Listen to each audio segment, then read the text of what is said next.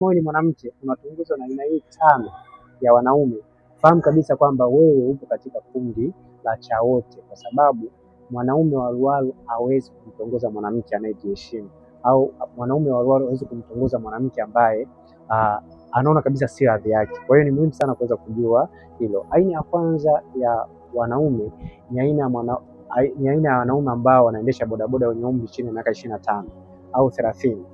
Mwanamke anayetongozwa na aina hii ya wanaume ambao wanaendesha bodaboda wenye umri chini ya miaka 30 ni aina ya wanawake ambao ni chawote, kwa sababu bodaboda 100% ambao wanaume chini ya miaka 30 huwa ni waruwaru.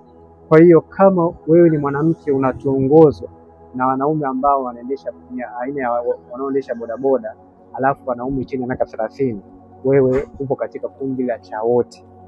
Na pia aina ya pili ni aina ya wanaume ambao ni wauza chips wenye umri chini ya miaka 30.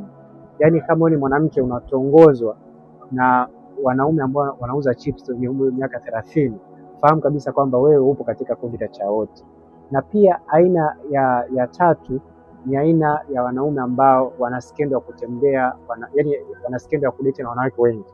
Kama ni mwanamke unatongozwa na aina hii ya wanaume ambao wana skendo kabisa katika huo mtaa kwamba anatembea na wanawake wengi, bado na wewe unatongozwa, fahamu kabisa kwamba wewe upo katika kundi la chawote.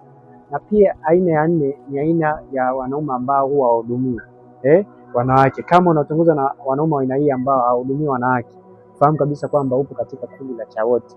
Na pia aina ya mwisho kabisa ni aina ya wanaume ambao wana makundi yenye tabia mbaya. Haijalishi wanafanya kazi gani, lakini kama wana makundi ambayo ni ya tabia mbaya, mfano kwenda kununua malaya, kuvuta bangi, hii kama unatongozwa na aina hii ya wanaume, fahamu kabisa kwamba upo katika kundi la chawote.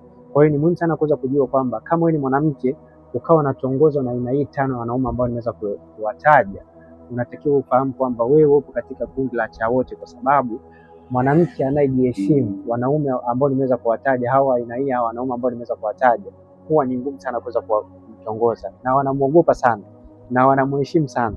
Kwa hiyo ukiona wewe mwanamke upo katika kundi la kutongozwa na aina hii tano ya wanaume, fahamu kabisa kwamba upo katika kundi la chawote. Yaani haijalishi unazungumza mbele ya watu kama unajiheshimu, fahamu kabisa kwamba ujiheshimu, upo katika kundi la chawote. Yaani mtu yeyote anaweza kukupata.